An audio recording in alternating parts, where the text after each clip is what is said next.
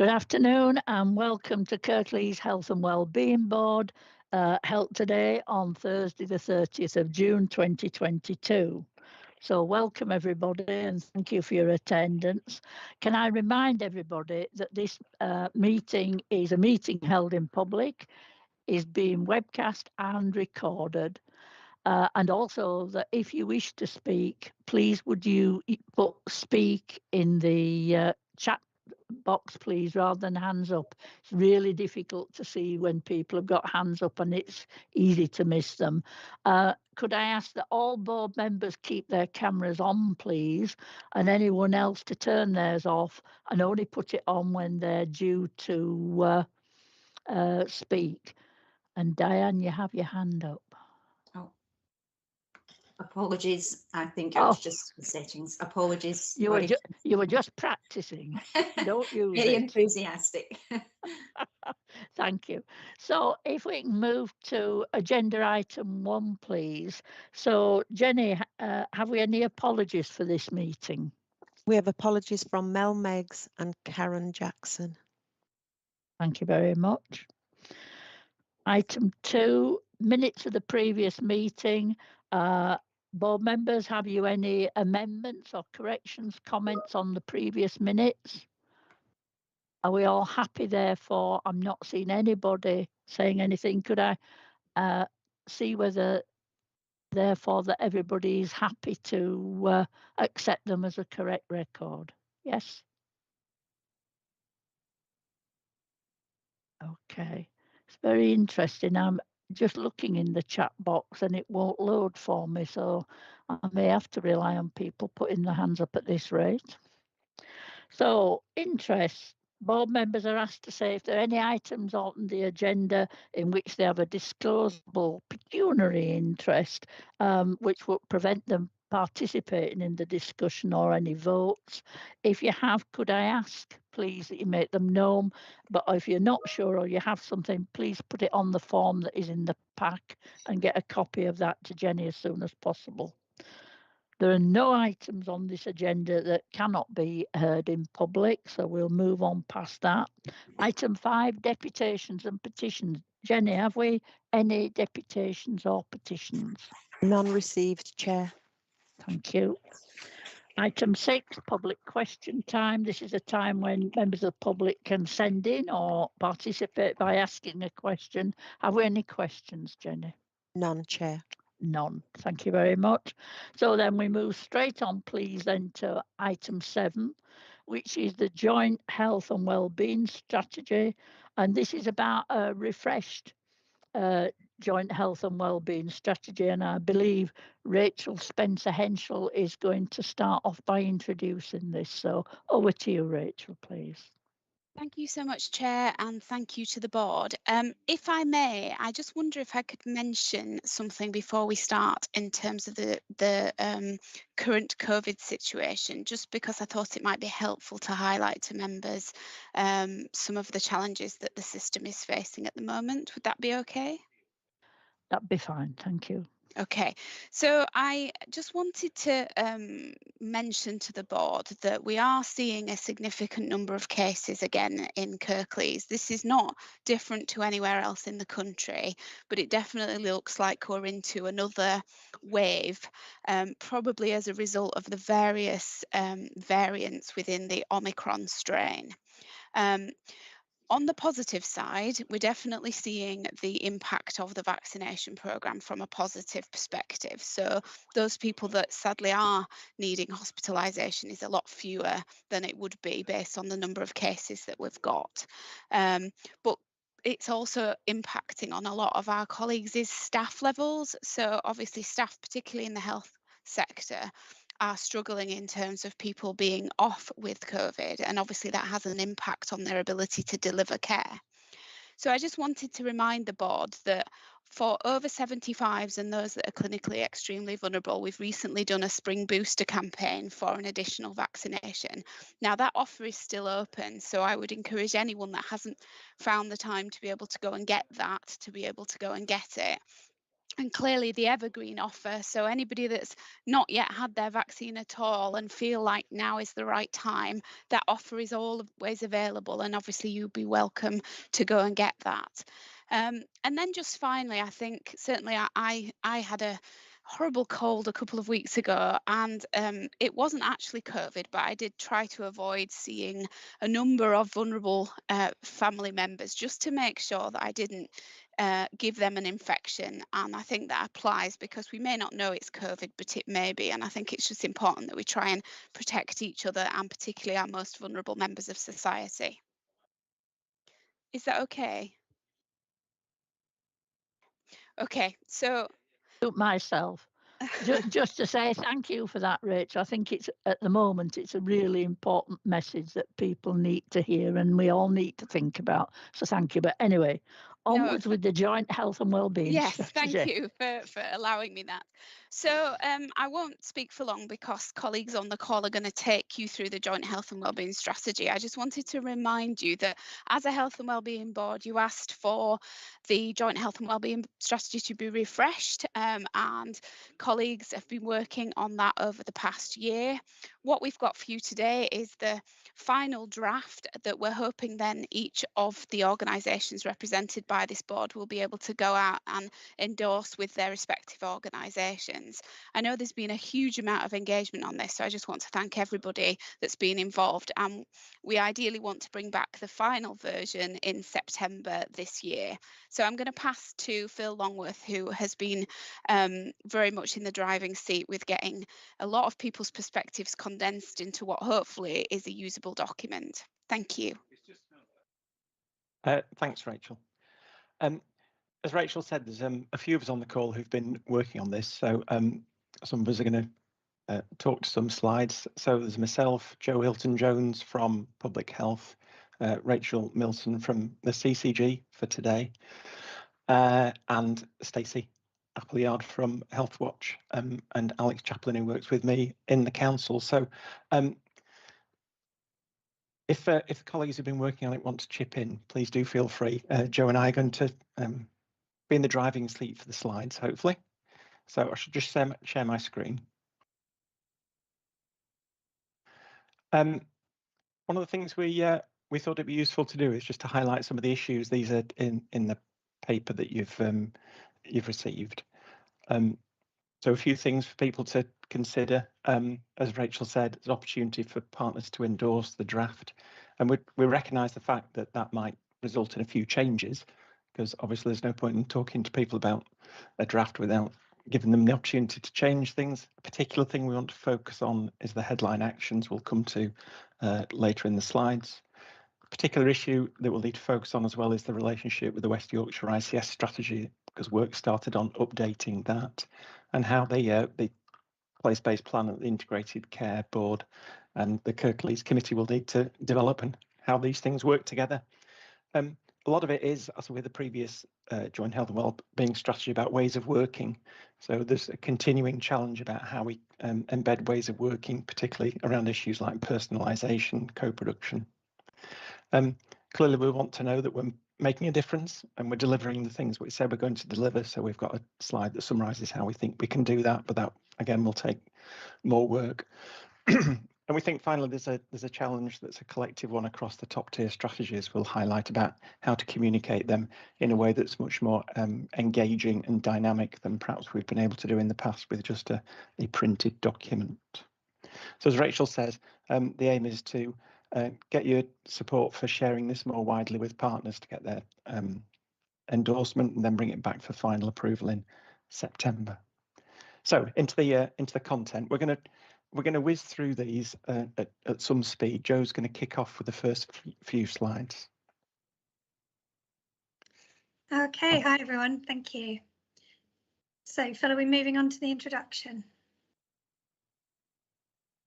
Lovely. Okay, So hopefully you've had the opportunity to read the paper.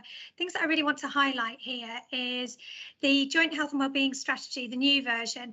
The focus is clearly on the people who live, work and study in Kirklees. So it's not just about the people who live here. We're working really hard to make sure it's in plain language. We want it to be accessible. We want to be able to, other people to be able to access it so we can then be held accountable, and that's people in our communities and those people that they engage with in communities. It's high level. So this sets the direction and tone. The implementation is reliant on the plans and the strategies that sit underneath it. What I really want to highlight is that there's been extensive engagement that has largely been led by Healthwatch that underpins it and underpins the direction of what we've drawn out within it. In particular, Phil and Alex led on engagement with partners to have conversations with people to seek their views on where we're at in terms of the current joint strategic assessment and what's been drawn out of that work that Healthwatch undertook.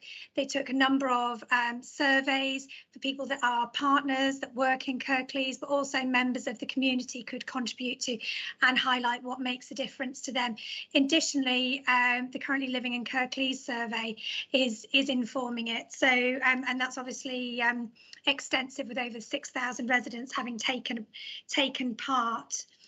So if we then move on to the next slide, because I know we need to move at pace, so there's opportunity for people to contribute after we've presented.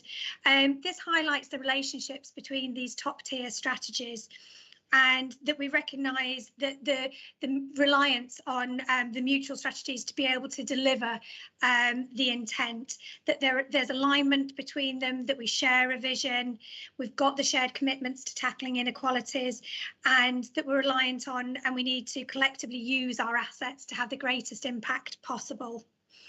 Okay, so if we move then on to vision, please. Okay, so the vision is not necessarily hugely different from the one that we had previously, but it feels positive, and the big focus, as I've mentioned already, is about people who live, work and study in Kirklees, that we can live our best lives, and that by having good health and well-being, that enables us to do and enjoy the things that matter to us. And then in terms of our values, what we've highlighted here is that we've drawn out, we've included a definition of health and wellbeing inequalities, and we want people to have shared language, shared understanding what we mean across the system when we talk about health and wellbeing inequalities, and also where it talks about fair access to opportunities and resources, that's referring to social justice. And we're also highlighting here, very much as a strategy, it's very much about the wider factors that impact on our health and well-being, and so we need to address them in order to have good health and well-being in Kirklees, and that also highlights the relationship that we have with the other strategies. And then it's very much also about working with and empowering our communities, so that's setting the tone of the strategy. And if we move on to the approach, so we're working very much on being clear about what our commitments are. We're phrasing them as we statements. It's about how we're going to deliver the strategy, the ways that we are going to work. Many of these, I'm sure, as they're written down here, are probably familiar to quite a few people in the meeting today. And then moving on to the next one, please. So the next one is focused on the shaped by people outcome that we have as one of our shared outcomes across Kirklees, and also place-based working. So this details about how we will ensure our work is shaped by people who live, work and study in Kirklees, and it's about the basic principles of approaching that. Similarly, the place-based working sets out our approach to place-based working. Again, how we're going to deliver that, what are the principles behind it. And then the final slide that I was going to briefly talk to, is one about is from the Inclusive Communities Framework. And again, this is about showing our shared commitment to working better with our local communities, about inclusivity and about social justice. So it highlights the pillars of inclusive working and then the 5 key inclusive approaches that constitute the Kirklees way of doing things. And then it's over to Phil. Thank you. Thanks, Jo. Can I just start by apologising, because I was going to put this into the chat as right at the beginning of this conversation. So that what was on the slide previously about the issues to consider, I thought it'd be useful to put in the chat so people have got them in view for while we're presenting. So this slide's about us trying to make sure that we frame all of these things as a set of strategies and a set of partnerships who are trying to tackle the issues that are important to people in Kirklees and deliver on the outcomes. So I think we've always recognised, as Jo said, that the joint health and wellbeing strategy needs to be about the wide determinants, but a key part of the work going forward, I think, will be about how we collaborate with the other top tier strategy and the other partnerships to deliver on those things. So the cost of living crisis being the most probably pertinent current example. Clearly we'll need to work with the economic partnership and to a certain extent the environment partnership on how we respond to that.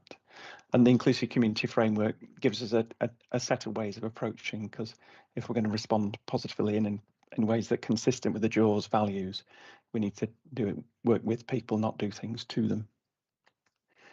The other thing we've got is a set of shared outcomes that we've had for a while, and part of the work that we've been doing, and Emily's been leading on this part, is to reflect on the headline indicators, and there's a work going on by Owen Richardson, who's come to several health and wellbeing boards in the past to talk about the joint strategic assessment, just to update these, just to make sure that we've got the most appropriate measures and we're clear about what the data is telling us for the and part of what we've said about the joint health and wellbeing strategy is that the focus for the strategy is probably going to be on these 4 outcomes shaped by people, will be shared across all of the top tier strategies, but also recognising the fact that the other 4 outcomes have a significant impact on health and wellbeing, and also the significant opportunity for partners involved in this board and others to contribute to them. The economic dimensions are probably a good example, because the health and care sector is a significant, the largest sector employment-wise in the district now. People might remember who were involved previously that we did quite a bit of work on the original joint health and wellbeing strategy, on the rainbow model of health and wellbeing as a way of framing what we were talking about when we were talking about health and wellbeing and all of the issues that impact on it. Based on the conversations we've had with lots of people and the work done by Healthwatch, we've updated that to make it feel more current, so it's actually got more elements in it. But I think that the key things that we've changed and updated are the bit along the bottom is about a way of trying to represent the life course. So in the Director of Public Health reports, we've focused very much on taking a life course based approach. So we want to try and make sure that's flowing through into the joint health and wellbeing strategy. And also that the how we feel band of the rainbow, because an awful lot of what people said to us when we were talking to them was how important wellbeing had become. And that's a multifaceted thing. It isn't just a physical thing, it's very much how people feel about themselves, their lives, and what they can look forward to. And if Emily was here, she's on leave this week, but if Emily Parry Harris was here, she'd also talk about the joy element of that and the fact that part of wellbeing is actually about feeling some joy.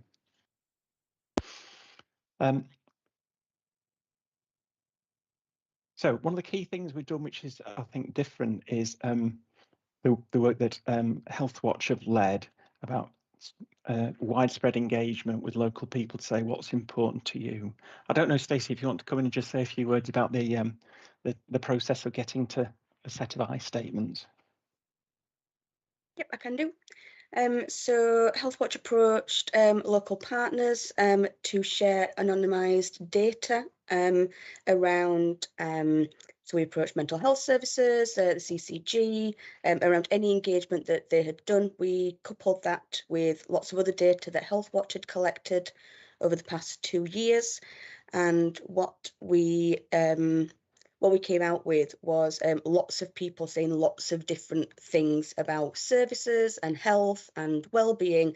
And what we did was we looked at every single person's comment. I think there was approximately over 3,000, in fact, probably more, 3,000 to 5,000 comments. We read them all and allocated those to an I statement. So some of the I statements, for example, that are on there, I know it's quite small to read, was around, I would like to remain as independent as possible. You know, things around, I would like services to be integrated so I don't have to tell my story over and over again. So actually some of the content of this actually plays out into the we statements as well further on. So that was kind of just a very brief process as to how we came up with the I statements. Thanks. What we found from previous iterations is that people like a plan on a page where they don't have to look at a long set of slides, but we try and summarize things. So this is our attempt to try and start summarizing what's come out through the process and how we think the JAWS needs to focus our attentions. So as I've said previously, thinking about the life course, thinking about the outcomes, thinking about how what we're doing is shaped by people, thinking about how we focus on people who both live, work, or study here, not just those people who live here. We've identified 3 priority areas: mental well-being, healthy places, connected care and support. And from all the things people have said to us, we think there is 6 factors. We struggle to know exactly what to call this collection of 6 things, but working title factors. 6 factors that we need to consider when tackling those priorities, but also in delivering on the other plans and strategies that are supporting this. So just to say a little bit more about each of those. Oops, cool. Yeah, so this is an attempt to sort of summarise what was a lot of conversations about what those factors mean. I'm not going to go through all that. But I think the expectation now is that if those factors feel like the right ones, we can start having conversations with people about how to build those, the thinking about those into the different plans and strategies that can support the joint health and wellbeing strategy, as well as delivering on those 3 priorities. So in terms of delivering on the 3 priorities, again, trying to take that sort of plan on a page idea, because people like things that are relative, short and sweet. I know there's a lot of words there, but what we've tried to do is to start articulating our ambition, connecting those to the I statements that Stacey described earlier. So they're just examples of the relevant I statements. Be clear about why we think this is important. Be clear about what success indicators we've got, about how will we know if we've made a difference, and then try and identify what are the key areas that local partners are going to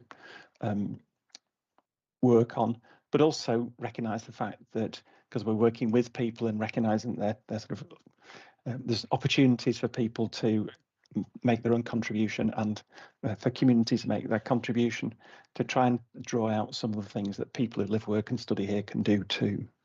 And then finally in the circles, identify the key strategies that we know are going to support the delivery of that, and that's both strategies at a local level and increasingly things that are important at a West Yorkshire level.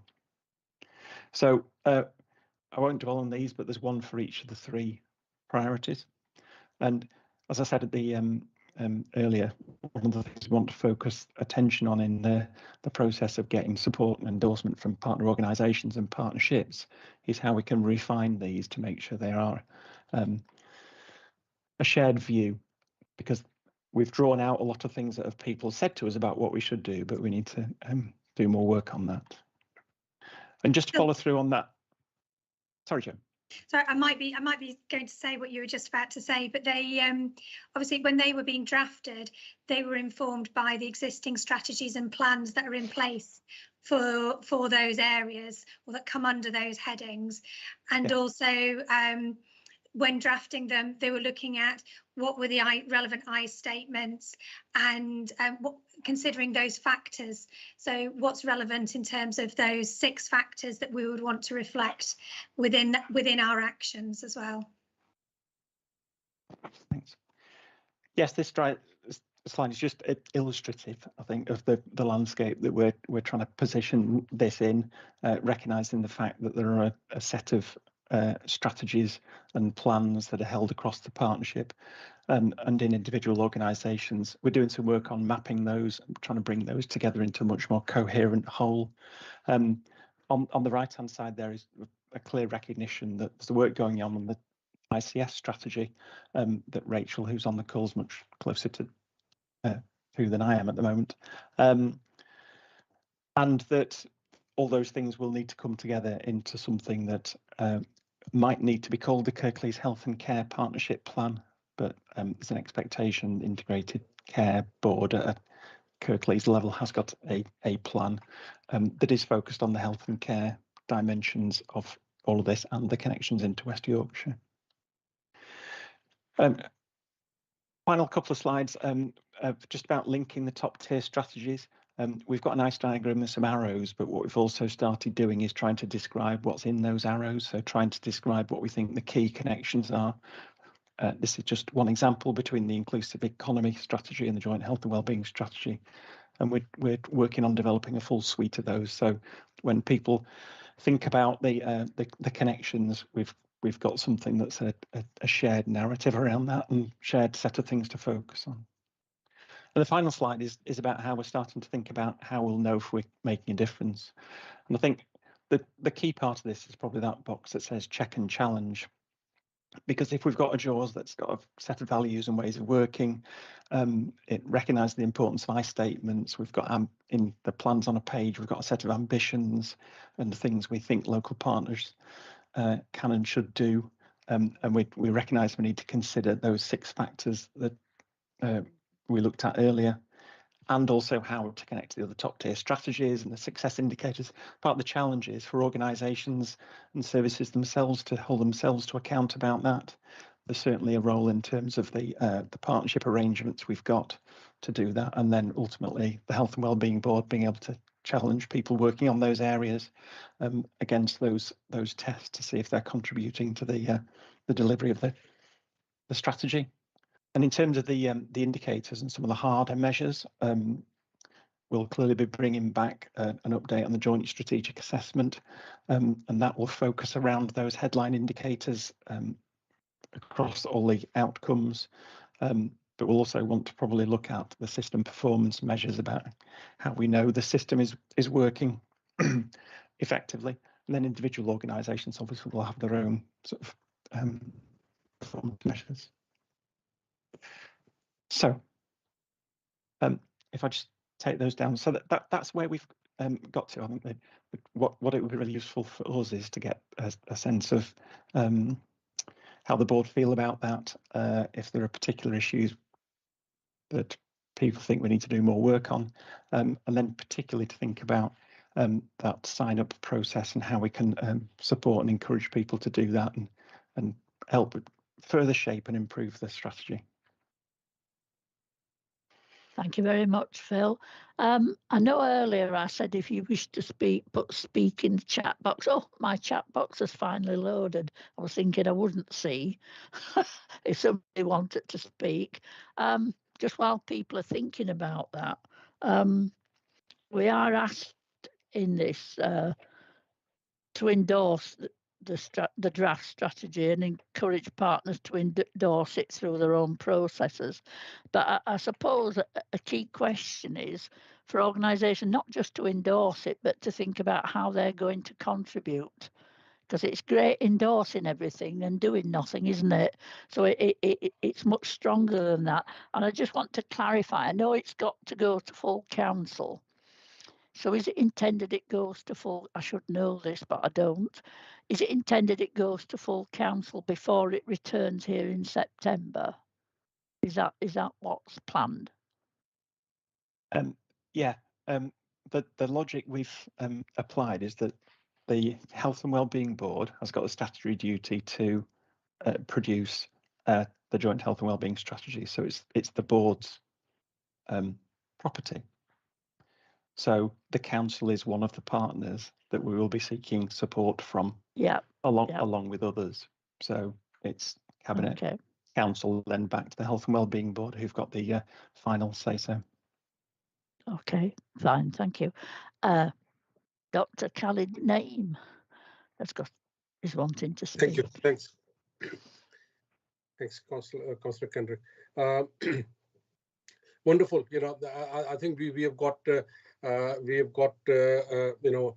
some direction where we can all work together. And now with the new ICS, we can see that working together will bring in fruits of our strategies. You know, we are putting things on the paper, but at the same time now in the new collaborative world, in my opinion, we can look at all the healthcare issues and then see what the causes are and start addressing causes. And then when you start addressing causes, then the outcomes are easier to achieve. We as medics, we always have medicines for everything, and people may feel better for something, but we fail to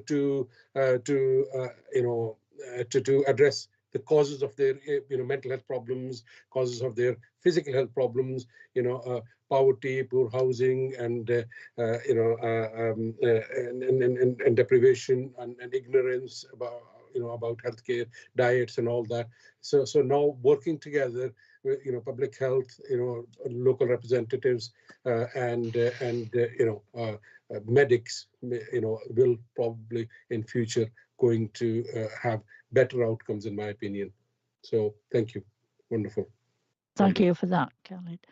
Carol McKenna. Thank you, and thanks for the presentation. I might have missed the slides. I don't know if the slides did come around before, or if that was the first. Is that the first time we've seen them, Phil? I sent around a pack on Tuesday. Oh, did you? Sorry, I've missed that. I've not gone in my folder. Sorry. So apologies. That is the first time I've seen them, and apologies as well. I don't have a chat box in my setup for some reason or other on Teams today in this meeting, so that's why I put my hand up. One of the things that I'm thinking about, and I suppose we might come on to in the next item, is it will be the role of the Integrated Care Board in Kirklees to ensure the delivery of much of the strategy and have oversight of much of this strategy. And we will need to find a way of being able to ensure that we're sufficiently clear as to about how we're doing that. And there's a clear connection. I'm struggling, and it might just be me because it's the first time I've heard that. I'm struggling to distill a lot of what I've just heard. If somebody said to me, so what are your top 3 priorities and what do the Integrated Care Board Committee need to be focused on in the first few months, as things stand, I'm struggling to describe it from that, because it felt like there was so much information in those slides that I'm confused. So I don't mean to sound negative, but I'm just really confused by how much content's in those few slides. And my job from tomorrow is to help navigate it. And I feel like I need something that's a bit simpler, if I'm honest. You know, when you think about the West Yorkshire strategy, and they always put up things like, this is our 10 big ambitions, and you've got 10, and if you see them often enough, you memorise them and you can see what they are. I can't do that yet with this. And if someone was saying to me, so what are you doing about workforce then? What's your strategy for workforce in Kirklees? I didn't hear any mention of things like workforce and how that would be delivered. So sorry, Phil, it's maybe just me. I'm just having a moment, but it's feeling a bit confusing. Is it all right if I try and? I'm aware that Baroness Pennick's also put in the chat she wants to speak. I don't know if you've spotted that. I can't see the chat. I'll accept hands or speak in the chat box. I'm managing to do both at the moment. Go on. One of the challenges as we navigate our way into the new world is going to be being clear what the joint health and wellbeing strategy is trying to do, and being clear about how the ICB and the health and care partnership can contribute to that. So I think that is work to be done, Carol, because it isn't the joint health and wellbeing strategy has never been about trying to set the parameters that describe the whole of what the health and care partnership should do. So I think part of the question is for the partnership is, what is your contribution to those top tier strategies? What is your contribution to delivering the joint health and wellbeing strategy? Because healthy places perhaps is a good example, because connected care and support is clearly a significant area of focus for the health and care partnership. But healthy places, an awful lot of that is about the built environment, it's about the natural environment, it's about the social environment, which is the partnership can contribute to, but it's probably more within the remit of the third sector, the council, and other partners like West Yorkshire Combined Authority in terms of transport. So I think there is a process for us to go through about work out how people can contribute to the different elements that people have said are most important to them. So maybe there's something then about thinking, as this develops over the next couple of months, about articulating some of that a bit more clearly, about what is the expectation of the health and care partnership to deliver, because the health and care partnership is, all of us, many, providers, the ICB, the council. What elements of that specifically are we looking to the ICB committee to have oversight on, and what will be done elsewhere? I think that's the bit for me that would probably help us. And I'm saying it from the perspective of thinking about us going into the new arrangements in the new ICB and having clarity about where we fit within all of that. Because when you hear health and wellbeing strategy, you can think, well, we're a health and care partnership. That must mean most of this is our job to do. Okay. Probably just needs a bit of a discussion offline. No, I understand exactly where you're coming from, Carol, because, my immediate stance was this is the strategy, needs to be delivered by the Integrated Care Board. And of course, as Phil said, there are wider players in this that affect it in different ways. I've got a whole load of people. I don't know if, Rachel, you're wanting to come in to follow up on this point, but then I've Councillor Pinnock then. Yes, just from a clarification perspective only, Chair, if that's all right. I think that your best focus, Carol, is slide 12, which is the plan on the page, because that very clearly says that there are 3 priorities in the JAWS, which is mental wellbeing, healthy places, and connected care and support. And then there are 6 factors that we would look at and use as lenses to look at those 3 priorities. So even though everything that Phil has said is correct in terms of it is always going to be a broad document, because it's about all the factors that contribute to health and wellbeing. So you could never, ever have a single agency own that. I've spoken to Matthew Whitaker, who's been working on the delivery collaborative for Kirklees, about how you take those 3 priorities within that delivery collaborative, and you look at what you might want to focus on as a group over the next, for example, 12 to 18 months.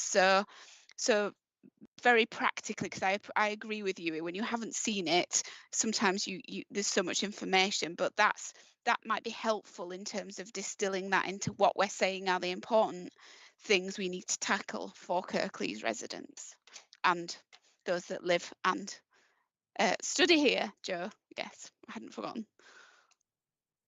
Thank you. Councillor Pinnock. Thanks, Councillor Kendrick. No, this is I've got a few points, some sort of more major, over looking at the big picture stuff, and then some more small issues. I think, it's a very impressive document, trying to bring all these different aspects of life in Kirklees together to try and make something of it that's a bit better than it currently is. With that in mind, wonder what the strategy is going to say, because the strategy obviously depends on each of the component parts of it. So one of the bits of the strategy is dependent on the economy, and if we can't, poverty is going to increase rather than decrease unless we are very fortunate, and that could undermine some of the other strategic attempts that are laid out in this strategy. That'd be the first one. And then the other one is one Carol mentioned, which is workforce. And, on the headline news of today, was it a quarter GP post might be unfilled at the end of this decade? I think it was. Whatever it was a stunningly awful statistics that has been found. So so the workforce, we know, is a huge issue as well. In one of the key components that we're focusing on, the sort of care in for people, connected care, was it? Have I remembered that right? So that doesn't work if we've got no folk to do the care bit. So that's the big challenges. It seems to me that I'm not sure there's stuff in there that has addressed those. And then if I can quickly just go on to a couple of comments. I noticed co-production and different ways of working appeared somewhere early on in the slides, and then, which is really good. And then when it got to, I think it was the people section, and you had a people and a place section. In the people section, I saw nothing about how people can work with professionals and providers in a co-productive way. And I might have missed it, but that I thought, oh heck, that should be there, and it might be there. In the vision, we have got the word stigma and not the word discrimination, and it does strike me that's a bit of a watering down of an issue that can be hugely negatively impact on individuals. There's a stigma around being poor, but there's discrimination if your life chances are negatively impacted because of your race or gender. And then the other, that brings me on to the last point I want to make, and then I will be quiet, Viv. I think one of the last pages, when you had the big picture stuff, and there was a little bubble with individual on it, and it said age, sex, and something else, and not a word about gender. And I think that ought to be there. But hey, there was so much in there, and there's so much good stuff in there. So this is not a blast of negativity. It's a blast of, first of all, a bit of how are we going to face these huge pressures of cost of living and workforce. And hey, we've got really positive things to say about co-production, and then it seems to disappear. And by the way, discrimination exists, and we ought to face up to it. Thank you very much, Kath. I don't think it should be taken as a criticism, more about reshaping or helping shape, and that's valuable. Thank you. So Beth has been very patiently waiting. Thank you, Viv. And I second what Baroness Pinnock has just said about there's a lot of good stuff in here. I just want to draw attention to kind of more of how does the strategy support the more transient communities? If you take, for example, the Ukrainians, for example, just for one example, coming in, and they might not necessarily feel that they fit initially under that vision or the value of working, living and study, because they're not yet fully integrated in society, or the children are yet in the educational system, but yet these are people that will have the biggest health inequalities and biggest challenges. And I'm just wondering whether does it need to be in here supporting around that, or is that in the kind of the inclusive communities framework, and that feeds into this. But that for me was the missing bit, was those more transient communities who still need the support. Thank you for that comment. That's really useful. Khalid. Thanks, Councillor Kendra, and thanks, Baroness Pinnock. You've raised very valid points, Baroness, and I think discrimination is extremely important, and we should be highlighting it. We should be working towards, it should be part of our, conversation all the time, so that we are mindful of it, and we, all policies reflect on our work to reduce, minimize, and get rid of this discrimination. One of the more very important point you've raised is around workforce. Workforce development is the key. We know that there is less workforce in primary care, secondary care, and we were struggling to recruit doctors, ANPs, nurses, and I was quite heartened by the launch of Health and Wellbeing Academy in Huddersfield University, and I think these are the kind of initiatives which we need to take with the universities locally. The GP training is something national. I think, Baroness, probably you can influence some of the extra funding going into getting more training places, and then more people coming into the workforce across the country. It's a national issue. It's not a local issue, but we need to locally make sure that we make it more attractive for people to come and work in Kirklees. Kirklees need to be a wonderful place for people to come and work. I remember we prepared some videos a few years ago where some of my colleagues actually, talked about why it's so, so enriching and then so nice to live in Kirklees, work in Kirklees, and I think we need to have those type of initiatives where we show them Kirklees, what wonderful people we are, and how we can improve improve intake of highly skilled people into it. And then we need to increase training places. We need to get more GP trainers, nurse training, nursing training positions.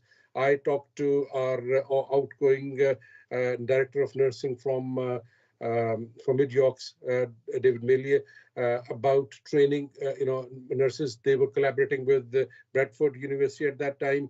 Now I've heard that Huddersfield University is also taking on candidates for nursing, and I think we need to encourage that to get more places. We need to train nurses, run programs, the nurses which can work across across the healthcare system, and acute sector, primary care, mental health, so they've got a wider knowledge base so that they can then be employable all across, because we've got shortage of nurses all across the patch. So I'll stop. I don't want to take more time. Thank you. Thank you very much, Dr. Naeem. I think all useful comments. I'm not seeing anyone else as such. Richard Parry's made a comment in the chat box about the I statements.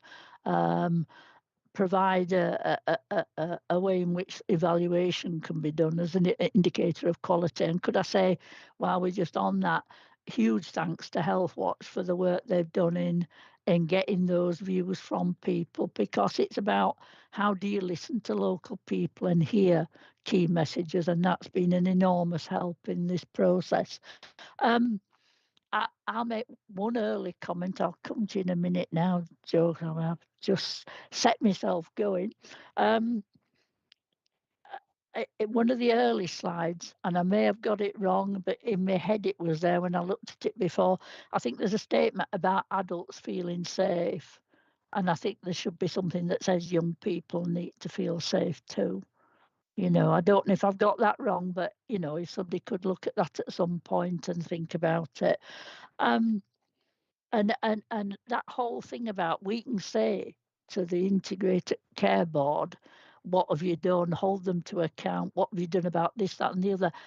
I'm not clear as to how we hold to account the wider partnership who need to do all the other things as well.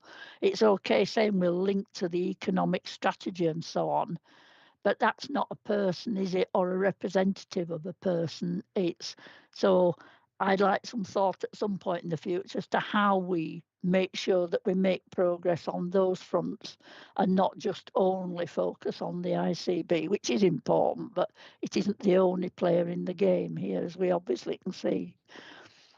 I'll stop at that point. Jo, you want to come in? I did. Thank you very much, Councillor Kendrick. It was really building on what you just said there in relation to the I statements and having a digital version of this once it's been approved.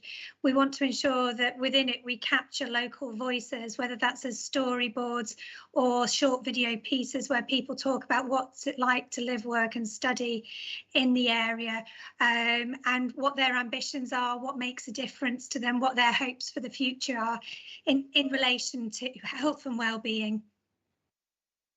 We really want to give voice to those local, what local people are saying.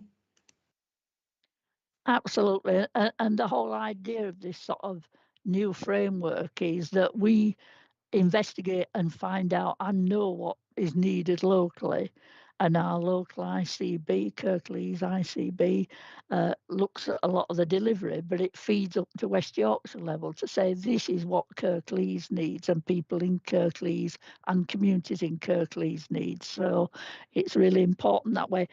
So I'm not seeing any further requests to speak. So there's been a lot of input into perhaps looking at this draft and how it might change a little bit as such. But we're asked in general the board to endorse this draft refreshed strategy, and also under item 7 in the report, encourage partners to endorse the JAWS prior to the final version coming to the September board. And I would say it's more than encourage partners. It's more not about just encouraging them to endorse, but asking them to think about how they're going to contribute if this is going to work effectively. Are we okay with that, Carol? I think you must have dropped out and come back in again. I dropped out and came back in to see if I could restore the chat, and I've been able to restore the chat, but now I can hardly see anyone. I can only see Joe for some reason. I'm not quite sure what's going on. I think for me, I'm happy to endorse the messages and the principles within the strategy. I would like a conversation about how it's presented, because it genuinely to me is confusing. And if it's confusing to me, then I'm guessing it might be to a number of other people that we want to read and understand it. If that's okay, it's not the messages that worry me. It's just how we're describing it. That's fine. I'm happy to liaise with colleagues outside and just have a think about that before it comes back. Yeah, I think that will be really useful and valid comments, Carol. So I'm looking at board members. Are we happy to endorse the draft as it is now and hopefully there will be adjustments and some clarity about communication? Yeah. Okay, thank you very much.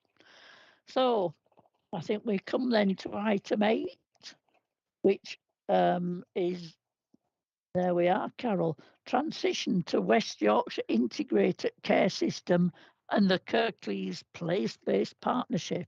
You're going to give us an update, I understand. Yeah, yes, I am. Although I do have a couple of slides I'm going to share, but on the basis of what my screen is currently doing, I'm not optimistic it's going to work, but I will give it a go.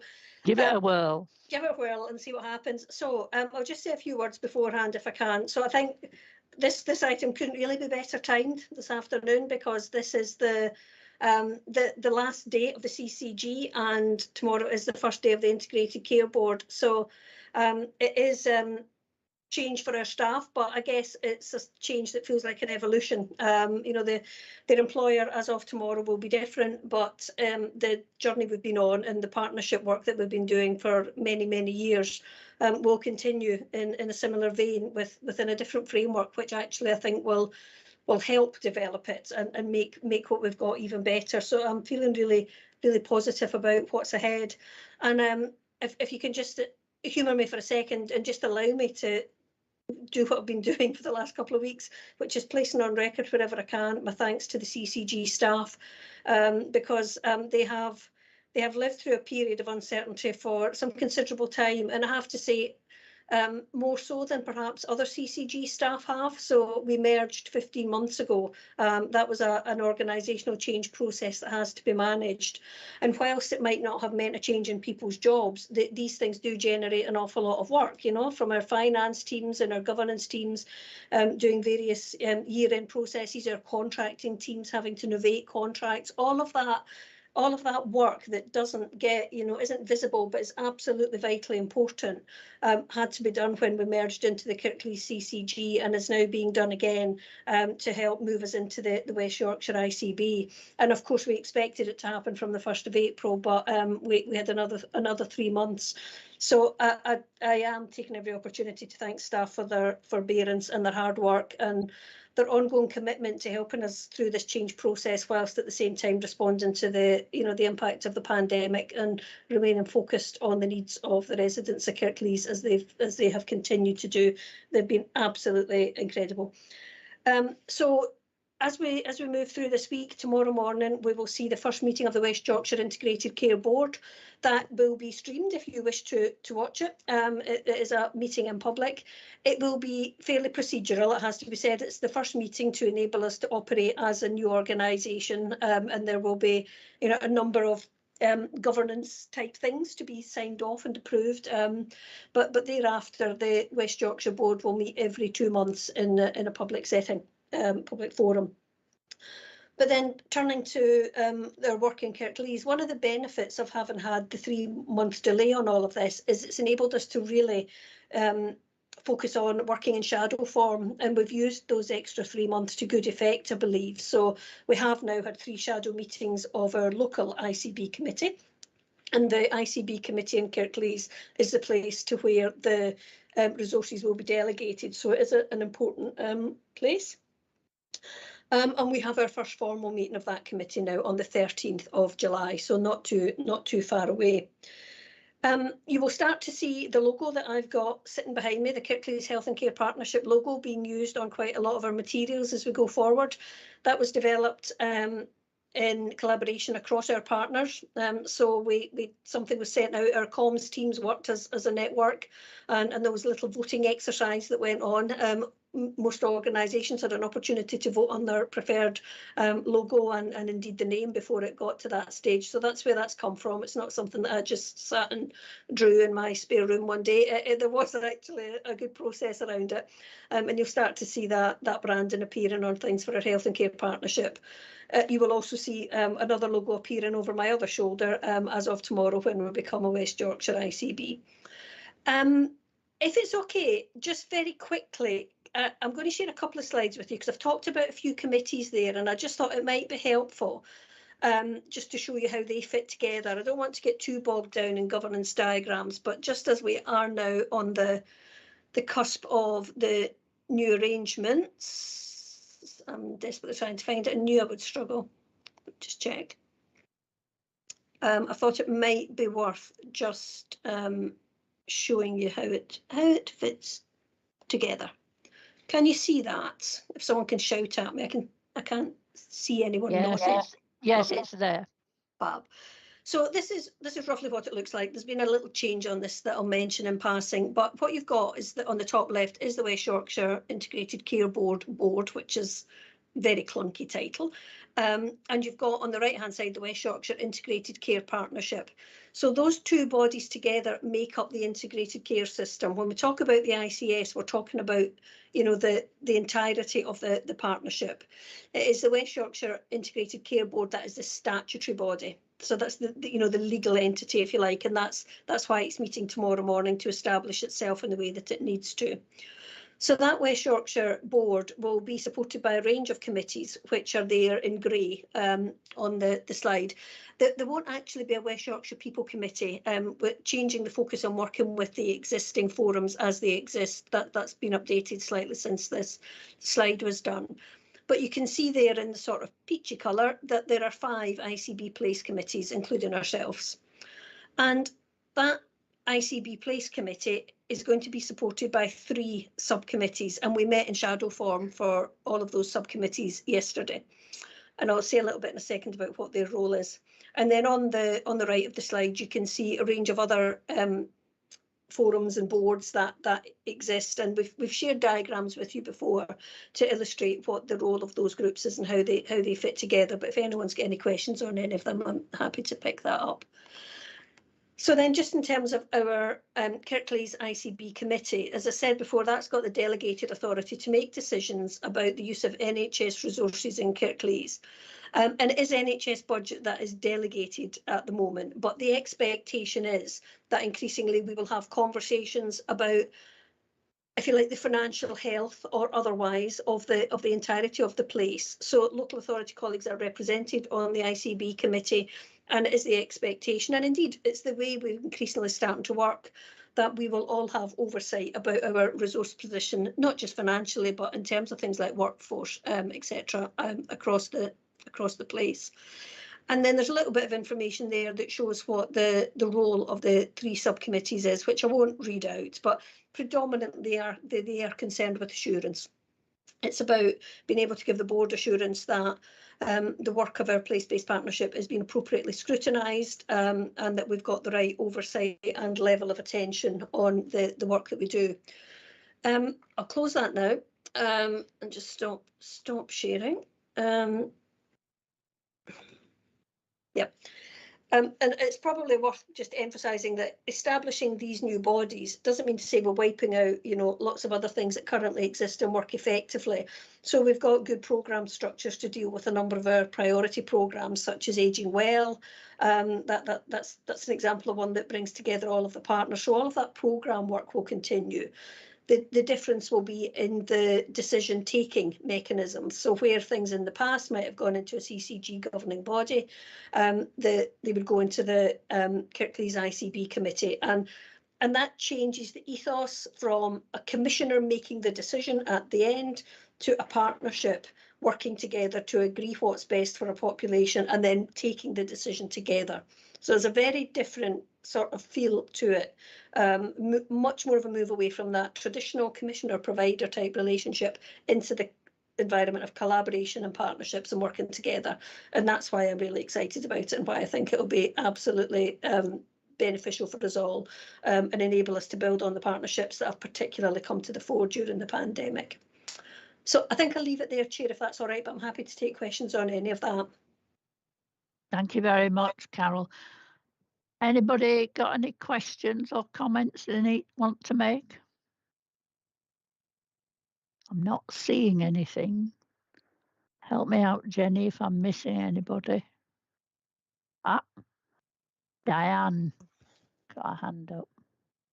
Hi, thanks, Councillor McKendrick. My hand did go up this time. I just wanted to say the slides that Carol put up were really helpful. I think they're just, it's a very clear explanation of how things will work, Carol. And if it's possible to share those, I think that those would be really helpful for onward discussions, throughout the system. Thank you. That's fine. I'll wing them over to Jenny, but I'll make the change about the people committee first because I don't want to send something out that's wrong. So I had another chance to do it before the meeting.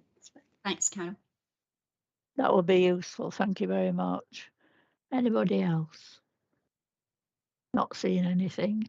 So thank you very much, Carol. And oh, Diane, you've got your hand up again. Is that accidental? It's my system's playing funny games. Sorry, Councillor McKendrick, I'll try and take it down. No problem. Just didn't want to exclude you if you'd had another thought. Thank you. That's fine. So thank you very much, Carol, and it will be useful to have copies of those when you've had time to adjust the charts as such.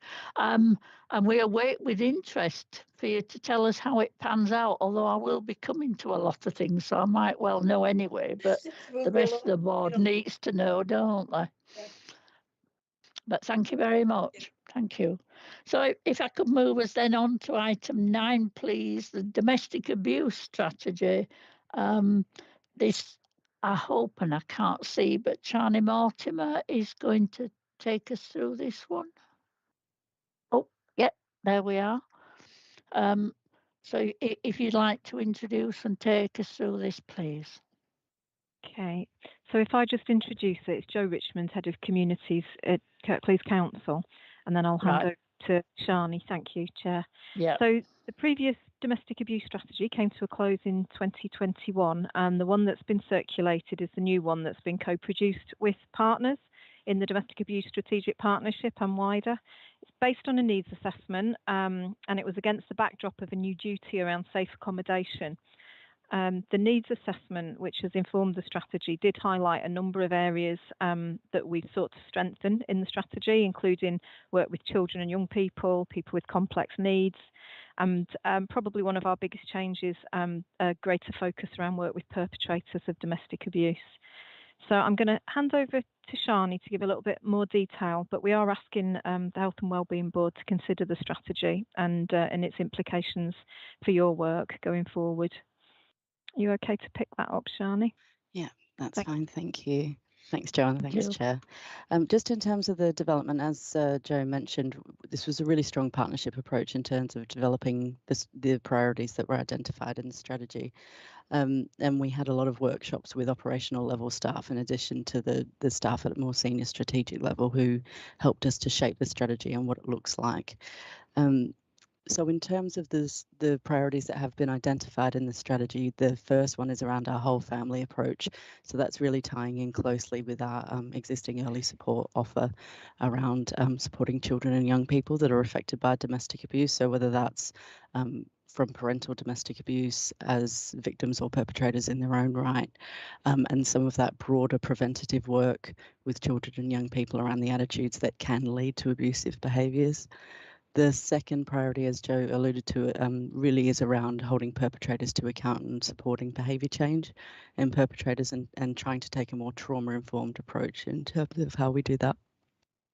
The third priority relates to how we as a partnership support victims with protected characteristics and or multiple needs.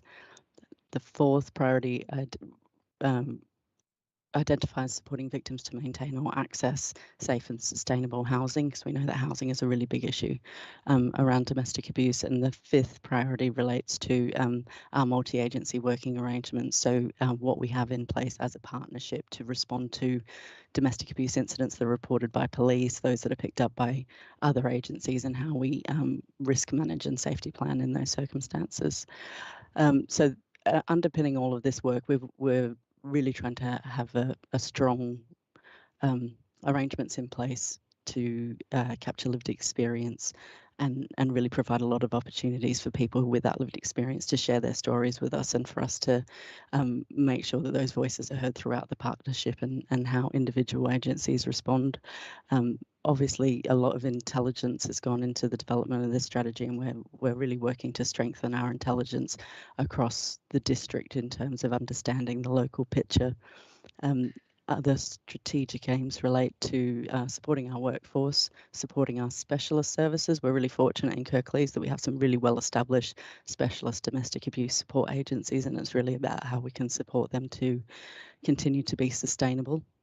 And a strong focus on working with our communities, so making sure that we've really got robust arrangements in place to make sure our communities can feedback about how domestic abuse is affecting them as a community, but also things that we can support the community to do to respond.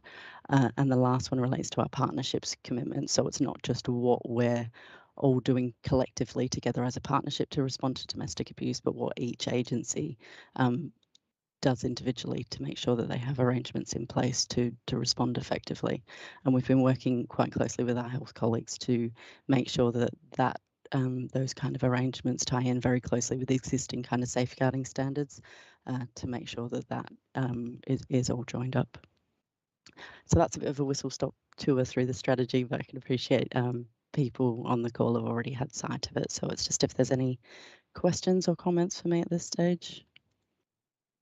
Okay, colleagues, I'm just looking to see if anybody's got questions or comments. Councillor Musrat Khan. Mus. Thank you, Viv. I welcome this strategy and the update, and it's just to bear in mind this is a working document and it's subject to annual review as well, and there's measurable outcomes. And I like the increased focus on prevention, you know, in tackling perpetrators and trying to help them with their behaviour change may prevent further incidents, because we are seeing a nationally a rise in domestic abuse. So it may go towards, you know, tackling some of that locally. Thank you very much. Anyone else got any comments, questions? No, not seeing anything. I must admit I was heartened to see the work with perpetrators, because certainly when I've visited some social work teams, that's one of the things social workers have talked about. If only there was access to that sort of support and help in those situations. So, you know, that's a huge plus. Thank you very much. So we are asked to consider that partners are asked to consider the implications of the strategy for their organisations and the work of the Health and Wellbeing Board. So I think that's something to take back to different organisations and services, and for us as a board to note this and keep in view this strategy as it develops, and to hear some updates and things. You know, certainly the stories from people who've experienced this situation are really key in knowing how to shape things going forward. I've not seen any other comments, so can I thank you very much, Arnie and Joe, for presenting that, and ask colleagues to take away information and thoughts about that into their own services and organisations, and for the board to note this. Thank you very much. Thank Can I you. move us therefore on to item 10, please, which is the Kirklees Safeguarding Children Partnership Annual Report 2020 to 2021. And I think Sharon Hewitt is going to present this. Is that right, Sharon? Yep, I will do. Good afternoon, everybody. Thank you for inviting me to go through this annual assurance report. I don't intend to bring up the assurance report. I'm hoping that everybody's had a chance to have a look, and will be able to make any comments as I go through in a more condensed way for this report. The report itself is for the years of 2020 and 2021, and I'm sure that you're aware that there is a requirement for the partnership to produce the annual report around the safeguarding activity that takes place. The report was signed off with the partnership executive via the 3 statutory partners from the local authority, the CCG and the police in June, and that is now placed on the website and across the different partnerships that's been shared out. The report itself starts off with an introduction from those 3 partners, and then leads into really the key focuses or focus areas for that particular time period, which at that time was around early support, pre-birth and non-mobile babies, domestic abuse and the impact on children, and risk relating to child exploitation, and for their safe transition really into adult services. These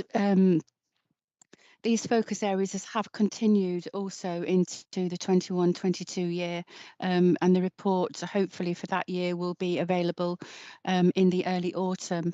Then the report itself gives a breakdown around population factors and the safeguarding activity.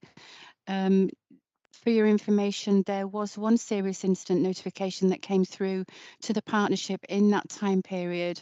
It did lead to a local SPR, but it didn't meet the criteria for a notification to the national panel. The case specifically related to the hospital trust restraint policy around restrictive interventions that involve children. Sorry, just bear with me. And there's been some work that's taken place with both hospital trusts around that physical intervention policy. The incident for that local SPR was also linked to the national themes that come from the national panel, and those included things like voice of the child, disguise compliance, professional curiosity, effective assessment planning, information sharing and supervision. And in respect of those national themes, we have, through our policies and procedures group, been working on or have completed policies and procedures in relation to all of those 6 national themes. Page 10 of the report outlines the business priorities at that time, and then beyond, and what we've achieved over that period of time. And then getting into the body of the report, really, it talks around further information in the report covering the structure of the partnership and then how we move into the core information of that activity. So the first one of those is the response to COVID-19 at that time, where we ensured that we developed a system-wide sort of collaborative response to the pandemic. And in order to do that, we had fortnightly KSCP assurance meetings, which identified and mitigated pressures that were in the system. That responded to and allowed us to protect vulnerable children and families across Kirklees as much as we could do so. We had the creation of a COVID-19 webpage to communicate key information to professionals, practitioners and members of the community. We undertook training briefings through online and developed a number of practice guidance documents that were communicated across the partnership. Sorry, just bear with me. I'm really sorry about this. I think my dog walker's just arrived. I'll keep going if I can. Yeah. Really sorry. So we continued with our e-learning. Although we weren't at that time during that period 2020-21, we weren't carrying out any online training, but that has now been put in place. But through that period, it was mainly around e-learning opportunities and partner presentations. So that moved then into independent scrutiny. I'm really sorry about this. Do you want me to stop for a moment? No, not at all. If you can bear it, I just had to mute myself because my house phone started going. But so don't worry. Okay, I'll try and keep going. The next point that we talk about is around independent scrutiny. And we had an independent scrutiny approach and plan, which was endorsed through the executive group. We formally signed up as a partnership to the multi-agency safeguarding arrangements. That's the MASA, which I'm sure you will have heard of. For your information, that MASA document has also been updated further in the following years, 21 to 22. We've supported the multi-agency response, looking at the safeguarding system as a whole through that independent scrutiny and the widening of the scrutiny activity. We now have a named scrutineer who holds the ring really in pulling all that scrutiny activity together, that supports the partnership executive group. Safeguarding and effectiveness subgroup work has included a review of the system indicators. This group takes place on a quarterly basis, and on top of that we've developed a new partner agency quarterly template to communicate any key developments throughout the partnership, and that includes risk and the management of that risk, and any performance assurance processes that give us that wider view into the safeguarding arrangements. And then the key partners produce for us annual reports, which also allow us to include them within our annual reports or annual reporting. The Section 11 self-assessment,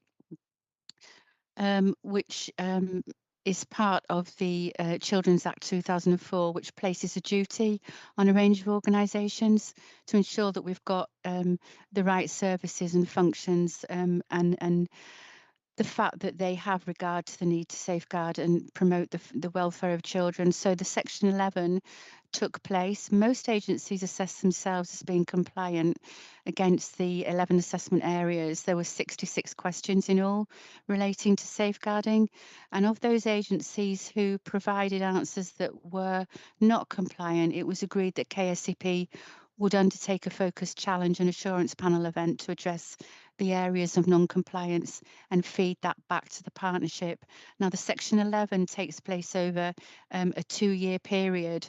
So we were at the end of last year concluding the responses to that Section 11, and the challenge event is taking place in July of this year. Oh, that's not my dog, that's somebody else's. I can hear now. So the challenge event is taking place in July of this year in relation to that self-assessment for Section 11. The Learning and Development subgroup has had an offer of virtual core training through the pandemic period, and this included working together to safeguard children, a working together refresher, making positive contributions to child protection conferences and core groups, an introduction to child neglect, harmful sexual behaviour, and then improving assessments in child safeguarding. So those have taken place online during that time period. We undertook bite-sized presentations, again online, which included elective home education, sudden infant death, voice of the child, victim blaming language, domestic abuse and learning disability and parental capacity. And going forward, what we've done is obviously reviewed the return to classroom and hybrid arrangements alongside continuing that virtual training. We've also developed a multi-agency partner training pool to deliver some bespoke training that has been identified through each of the subgroups within the KSCP. And then we've also undertaken quality assuring of our current training offer through our learning and development subgroup. That's allowed us to strengthen links really with the other subgroups within the KSCP.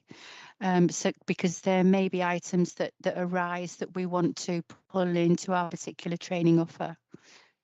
The Child Safeguarding Practice Review Group during this time period published one local learning review, which was Child B and Child C, they're linked siblings, and this was a case of neglect and physical abuse.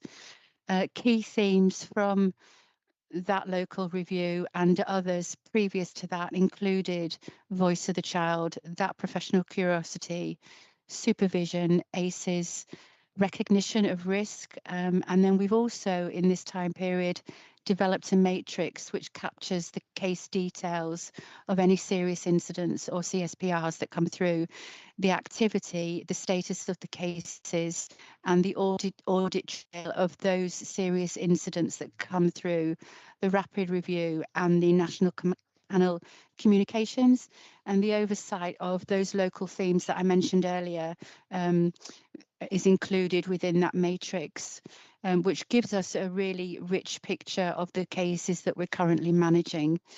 Additional training's been delivered in respect of improving assessments in child safeguarding.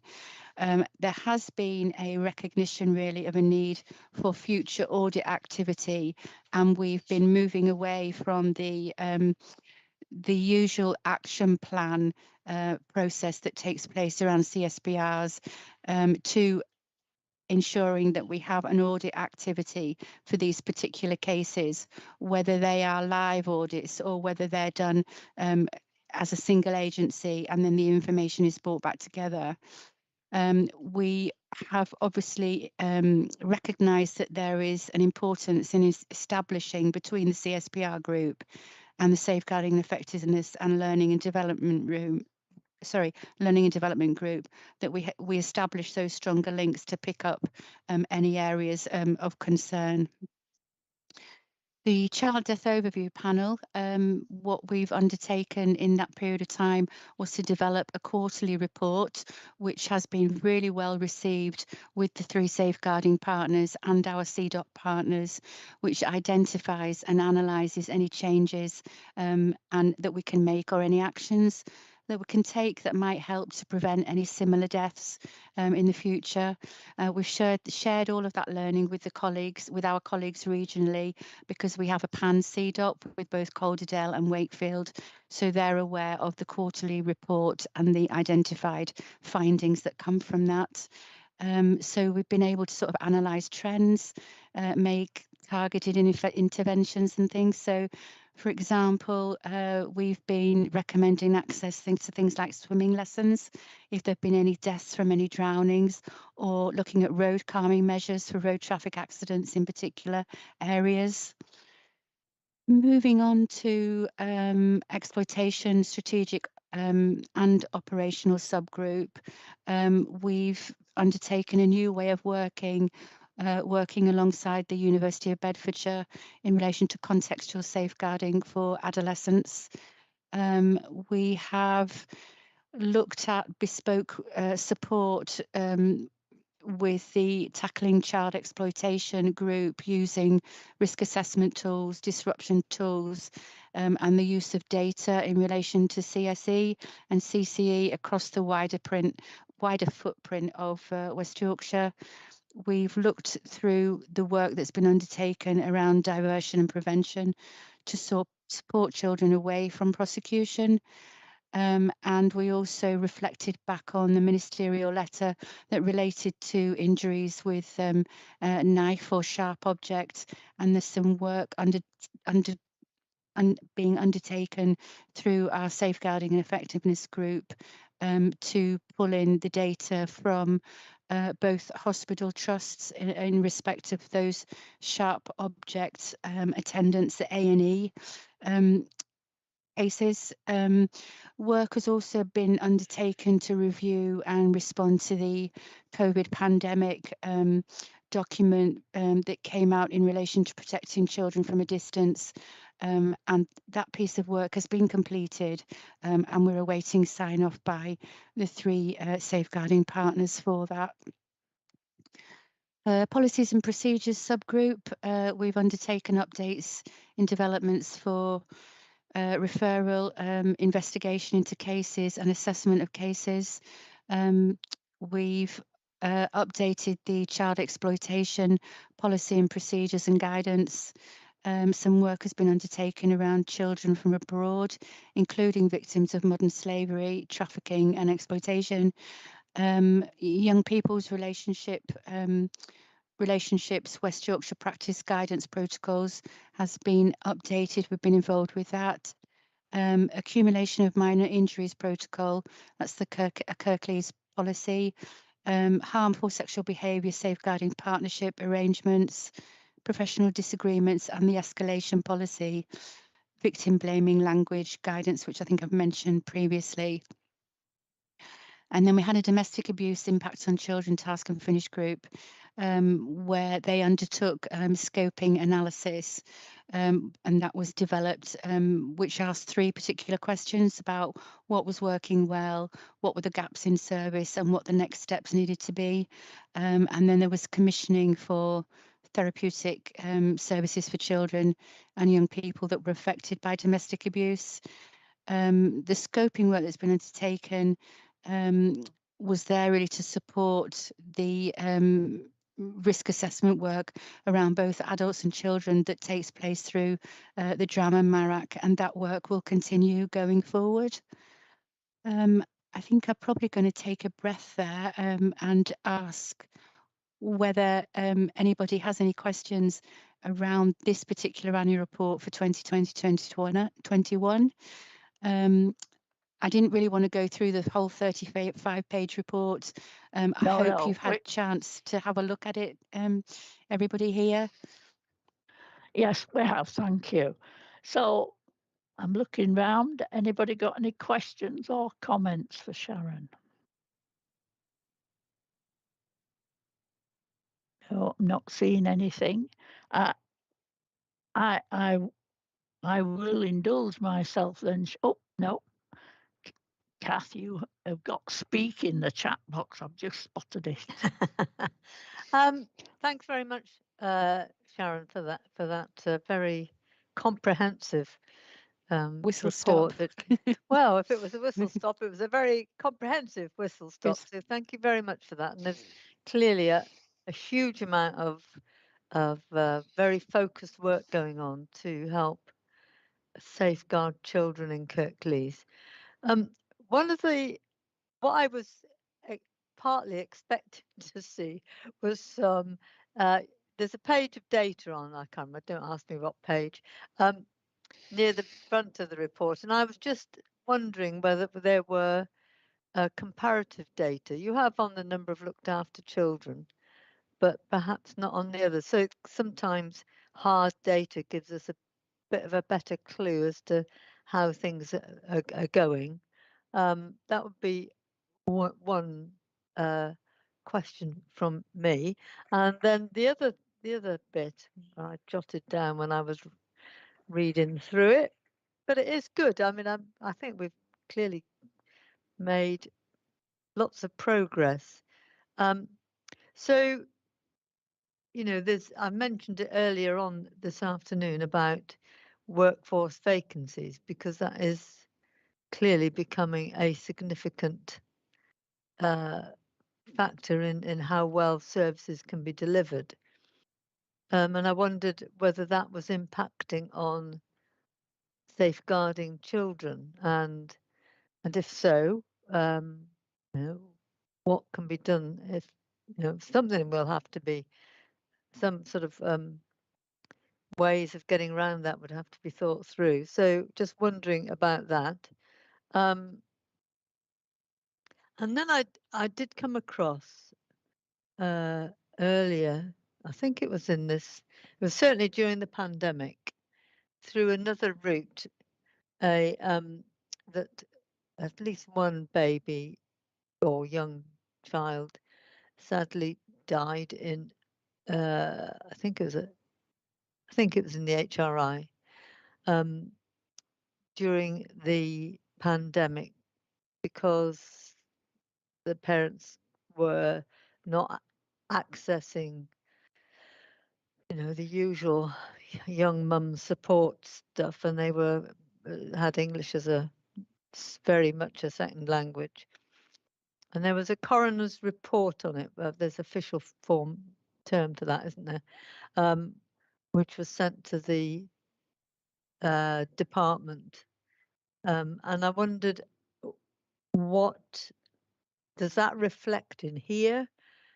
You know, those sort of really sad instances of, it was death from malnutrition, because there was not the access to adequate nutrition as the baby was growing. So, and I just wondered, with the growing pressures of cost of living, more families and more children are going to be pushed into poverty. You know, how, if anything, can we do to try and support those families, to, you know, make, you know, not have sort of really tragic, safeguard them, not have really tragic circumstances as the one I read about. Okay, I'll try and answer. There's lots there. Sorry. It's okay. All of your questions there, if I can. I think the first one was around comparative data. Our data is produced on a quarterly basis, and that is compared across that quarterly basis. And any concerns with that data are managed within that safeguarding effectiveness group. If we're talking about wider data from across West Yorkshire, we don't pull that into the Kirklees Safeguarding Effectiveness Group, although we do have access to that. So I'm not quite sure if we're talking about West Yorkshire data, national data, or whether you mean data across, you know, an annual an annual time frame. I was wondering about Kirklees data. So comparative data from the previous report, Yes. say, or previous 2 reports, just to see, so we can see the trends. Yes. And that's all. And I'm sure Okay. they will be around. They will be accessible. Yes, It's just they weren't in are. the They weren't in the document, and you know I like looking at numbers. So Yeah. I've looked and didn't see them. I will take that on board for the next report that will be published for you. Okay. It could as well be a comment about what the direction of travel is and by how much, rather than even putting in the previous figures, couldn't it? But Yeah. Cass, right, something about the direction of travel is important. Yes. Yeah. I guess that's what I was asking for, Viv. Thank you. Yes. Yeah. Your second one was around workforce and the impact in relation to workforce. What has been reported to the partnership is that across both police and children's services, there has not been a concern in relation to workforce, that the figures have remained stable. In fact, only recently, to the point where the police are saying they are fully staffed across their safeguarding teams, and children's services very much the same, and that we had no agency workers working across those safeguarding teams. So that was really helpful. The only one that I've recently been made aware of was in sorry, I just need a drink.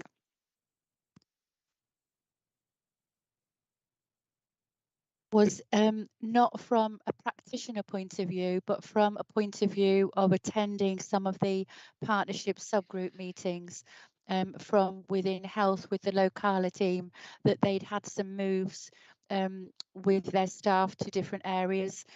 So they were asking that over an 8-week period that we were aware of their possible non-attendance to those meetings, but they're still included in any minutes or any information or decisions that are made.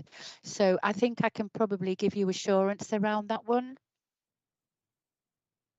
And then the last one that's really positive. Thank you. Yeah.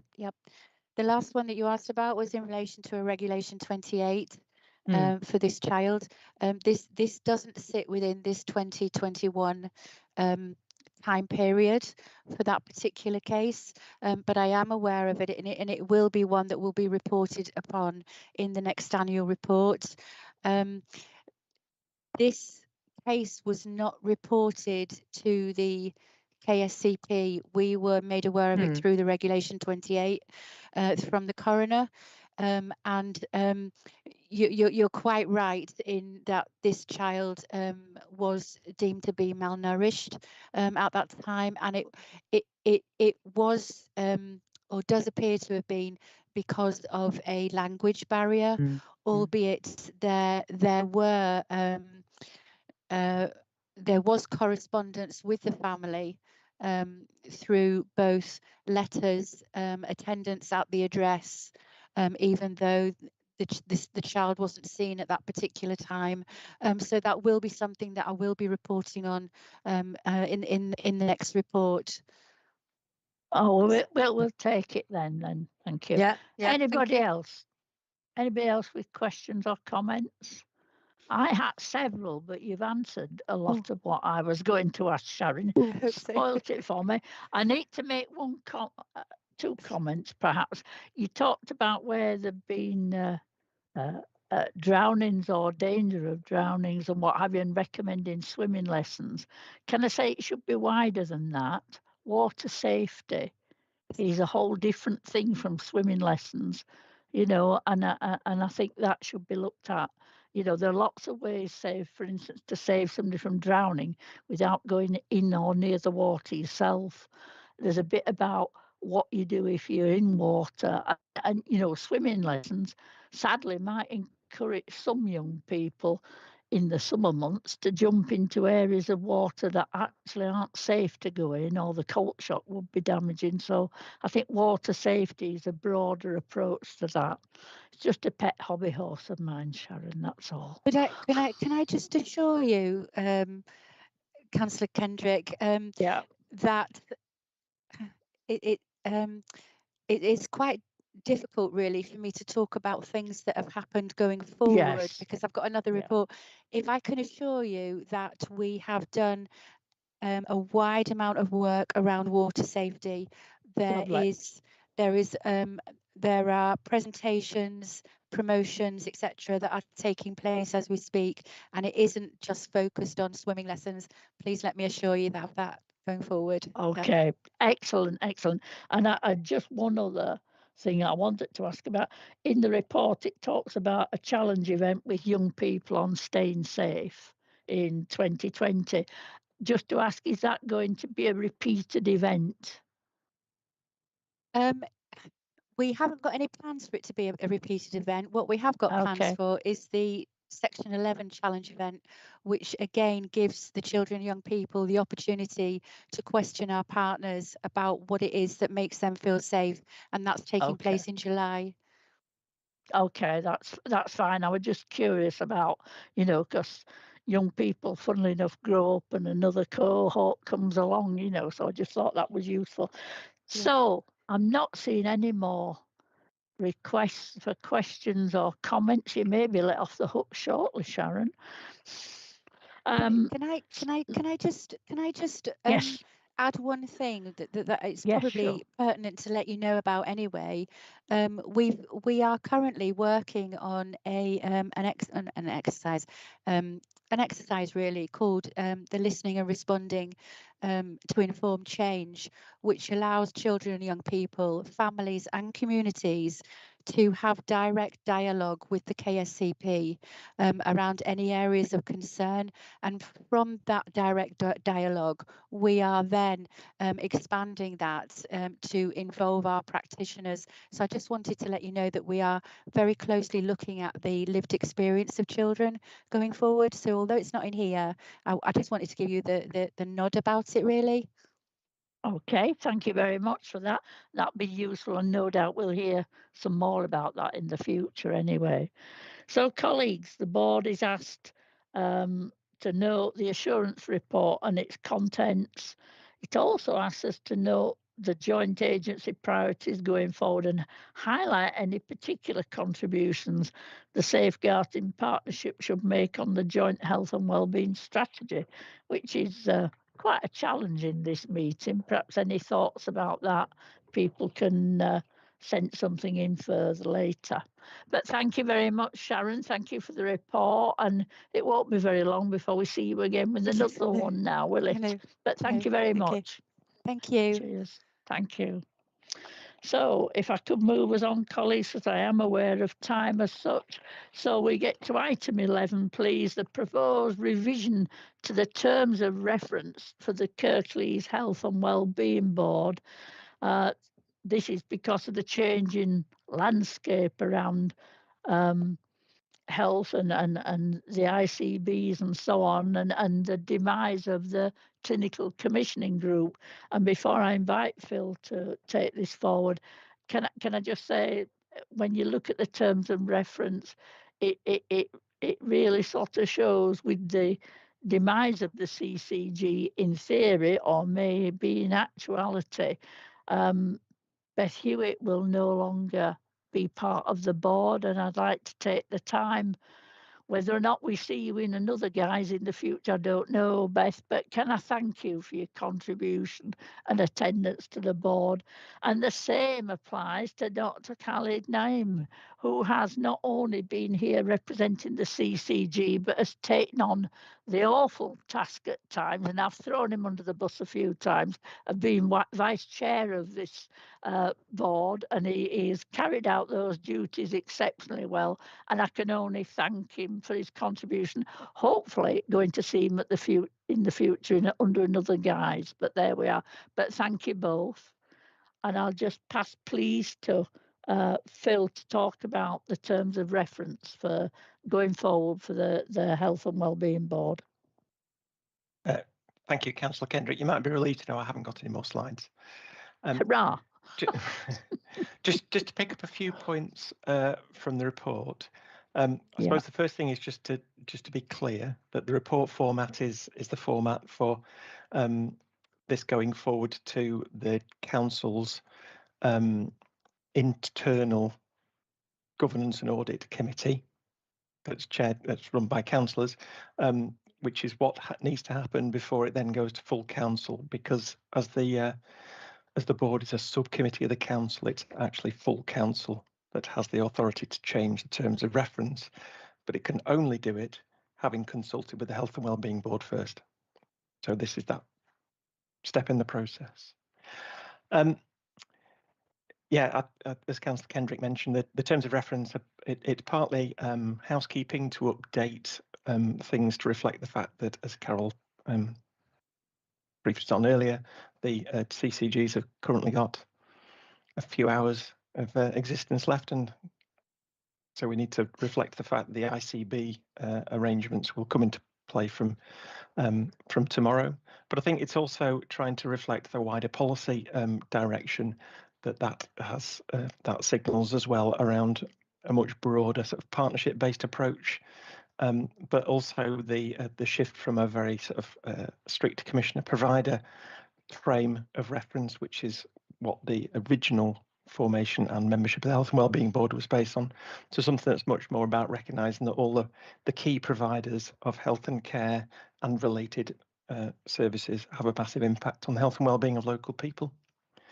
One of the things we did as part of the process for developing these was to actually look around at other health and wellbeing boards, because it's always useful to make reference to those. And one of the things that stood out was that across West Yorkshire and more widely, the difference we had between voting and non-voting members was very much an anomaly. That isn't an approach that other people have taken. So the revised terms of reference remove that distinction. So members of the board are members of the board, and all members can vote. I suppose an important part of that is Councillor Kendrick and I were reflecting on this the other day.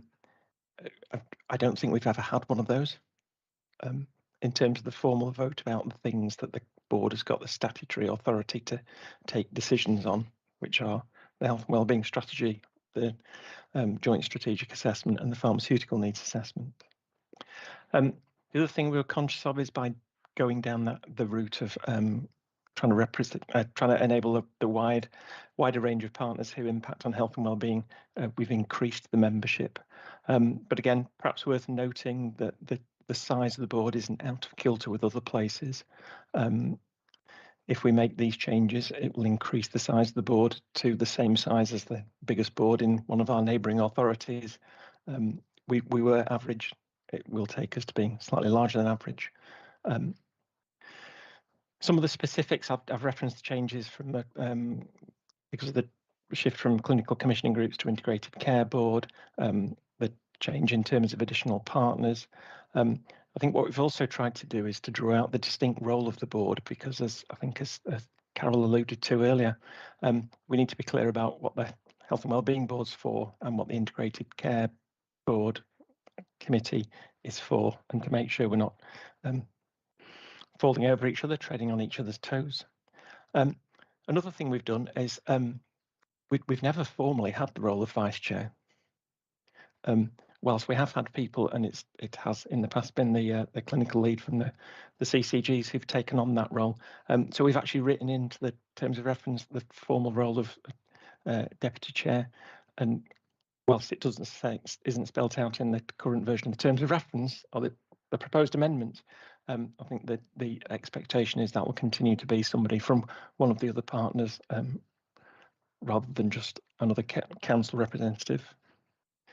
The other thing we've also done, this reflects the conversation we just had with Sharon about the safeguarding partnership, is sort of written into the terms of reference the role of the board chair or somebody they designate from the board to actually make the connections formally with the other partnership groups, like the Integrated Care Board, like the safeguarding partnerships. So those are the key changes I just wanted to bring to your attention. One of the issues that has been brought up when we've shared this again with our legal colleagues is there are very technical things buried away in the Health and Care Act, which we think are reflected in the current terms of reference, but they do relate to a duty, and this perhaps goes back again to the conversation we were having, Carol, about the Joint Health and Wellbeing Strategy. There's a responsibility, there's a duty on the Integrated Care Board to make sure that they reflect the Joint Health and Wellbeing Strategy in their plans, and there's the scope for health and wellbeing boards to provide comments to the Integrated Care Board on their plans. It all gets very legal, technical. It feels to me like we've got that represented in there in the comments with in the elements that the terms of reference about the relationship between the the Health and Wellbeing Board and the Health and Care Partnership, the Integrated Care Board.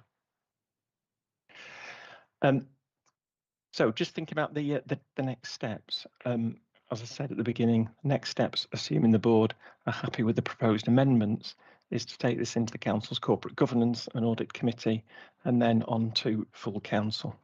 One of the practical steps we'll have to take clearly is because we've extended the membership, we'll need to identify the members who are going to be the representatives, and there are several in particular we haven't got an obvious person lined up for.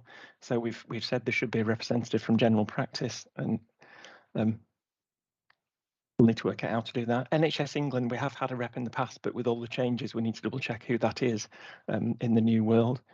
Similarly, the Fire and Rescue Service, they will need to identify a rep from there. Third sector, community pharmacy and social care, but the proposal for social care is to do it through the Kirklees Care Association. So that's all I wanted to say, Chair. Okay. Carol, you want to come in? I'd forgotten about that NHS England bit, Phil. Is that a statutory requirement? It feels a bit... Yeah. We thought they were going to change it, but we don't think they have. It does feel slightly anomalous, doesn't it? Yeah, it does a bit. Yeah. Okay. They haven't been regular attenders. No, and that might be what ends up continuing to happen. I'm sure it does, and it's probably one of these things that gets sorted out in due course, but it doesn't feel in keeping with the new ICS arrangements to me. No, does seem strange. Anybody got any comments, corrections, questions? Or are we happy to say we endorse the revisions? Councillor Carol Patson has to leave, so Callie, do you want to speak? Yeah, I just wanted to ask who would decide for the future GP representation? Will it be the ICB? Will it be the Health and Wellbeing Board itself, or you would do some sort of a selection process? What a very good question. Yeah, it's all yours, Phil. I haven't a clue. There's always a challenge with a large grouping of working out how we can best get the representation. I think the critical thing that certainly in the conversations we've had about it needs to be somebody who's just coming in with a GP perspective, as opposed, and it's not a representative of general practice. And I think we'll need to probably have conversations with Carol and colleagues who are involved in the primary care world about how we can most usefully do that. I suppose we're in a slightly different situation for some of the other new members. So community pharmacy, I think there'll be a conversation with Community Pharmacy West Yorkshire. As I said, with social care, there'll be a conversation with the Kirklees Care Association. But I think with general practices, perhaps conversation Carol and I need to pick up about how we can sensibly do that. Okay, can I Thank you. I'm looking to see if you're okay with that. Yeah, I'm just looking to see, are we all happy to say to let this go forward? Then it'll go to corporate governance and audit, and then eventually to council to agree the changes to the board. All right. I need to just move us on because we're running out of time very, very quickly to item 12. And Phil's going to take us through this. It's about arrangements for the future of meetings. I know, oh dear, who was it now? Councillor Thompson, who had to leave Thompson. early. He said he felt that meetings for the Health and Wellbeing Board should be in person. That was it, with his stance as such. Do you want to just quickly just raise this, Phil? I've got a couple of slides. Oh, God. Well, it's partly to help my yeah. Just so people are aware. So as I was just saying, the board's a subcommittee of the council, so we need to work within the council's constitutional legal requirements. During the pandemic, there was a dispensation to say that council meetings that were taking decisions could meet virtually. That has now ended. So if we are going to take decisions as a board, we do actually need to do those at meetings where we meet in person. In the terms of reference we've just been discussing, we didn't specify the number of board meetings there have to be, and there's no legal requirement around that. It's up to the board itself to come to a view on that. Again, as I just alluded to earlier, the formal decision taking by the board is quite limited. So it is about approval of the Joint Health and Wellbeing Strategy, the Joint Strategic Needs Assessment, and the Pharmaceutical Needs Assessment. What's been agreed by council, because at the beginning of each municipal year, council agree a programme of dates. So the remaining dates are there. The suggestion is 28th of July, which is the next day, is to have a session with colleagues from the Health and Care Partnership and the ICB, just to look in more detail at what the new world is looking like and how we develop our shared understanding of our respective roles as in that. As we've, I think, already agreed, we want to bring back the Joint Health Wellbeing Strategy for formal approval, and the Pharmaceutical Needs Assessment also needs formal approval. So the meeting in September would need to be in person if we wanted to do that. That gives us the opportunity, notwithstanding Councillor Thompson's comments, to meet in November and February via Teams. And if we follow the pattern we've had in the past, where the joint strategic assessment is signed off by the board, that could be done, but it would need to be a meeting in person in March. I'm just trying to stop sharing my screen. So can I ask, is the development session meant to be in person or online? I deliberately didn't put that in because I noticed. Experience suggests that in person for those things does work better. Just conscious of the fact that the end of July is not exactly the most ideal time for doing something like that. Partly because it's only a month away, partly because there will be people on holiday and etc. So yeah, I mean, I don't know what people's views are. I think when we do an online meeting, we get a better attendance because everybody are busy people from busy organisations, and you can get into an online meeting and then move on. And several people have been partway into the meeting and then have had to leave to go to the next one. If they had physically had to come, I would suspect they wouldn't have come on this occasion at all. You know, so I absolutely understand where we are formally making a meeting. Legally, it says we have to be in person. So my personal preference, and I'll state it up front, would be to have those two formal meetings in a year and try and do the rest virtually. But I don't know other people's views. I mean, we probably don't necessarily have to decide the whole thing for the whole year at the moment, but if people could send their views in perhaps to Jenny as to what their preferences were, if you don't want to say it now, that's fine.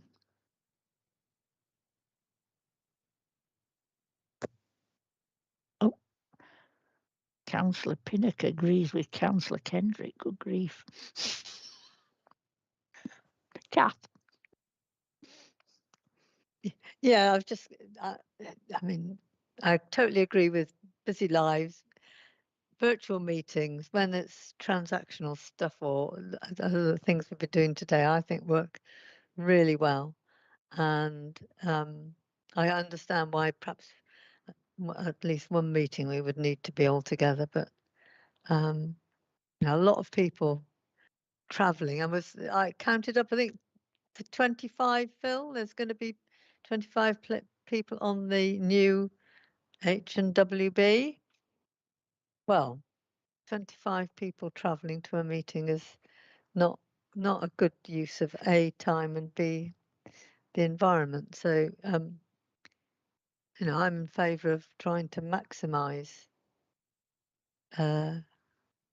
meetings that we can have virtually. And the question I want to ask is there a possibility of having hybrid meetings?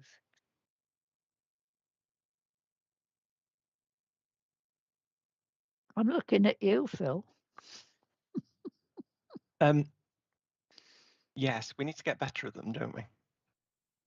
Because I know quite a bit of the experience we've had with hybrid meetings. It's almost been the worst of both worlds. There is the facility to do it in the council chamber. It's set up so it can run hybrid meetings, so it can work. It's just my understanding is if we were actually doing the couple of times we do the actual legal decisions, you can't be a voter if you're on the hybrid bit of it, if you like. But I'd rather people participate and leave it to those sat in the room if that was the case. I wouldn't be averse to hybrid meetings, I must admit, but I do see the value in virtual meetings at times. I really do. I think everybody is sort of, we've had to concentrate hard for the last couple of hours, so I think everybody is perhaps a bit past the sell-by date. Can I suggest that people sent to Jenny or Phil or me their views? I think we know yours, Kath, about how they would like to see meetings going forward for the Health and Wellbeing Board, and unless people are happy to go with the, if we have to meet legally, let's agree to those two, and then we'll try and fix the others, either virtual or hybrid. I'm looking for any sort of support or response from any of you. No, Richard's nodding. Are we all happy to accept if there's a legal reason for us to meet, we meet in person, and we will look at alternatives to the other meetings if we can? Yes. Yeah? Yes. Super. Right then, ladies and gentlemen, thank you all for your attendance. Thank you all for your contribution. It's been a very interesting meeting, and I think we're about 3 minutes past time, and I'm now going to say this Health and Wellbeing Board meeting is now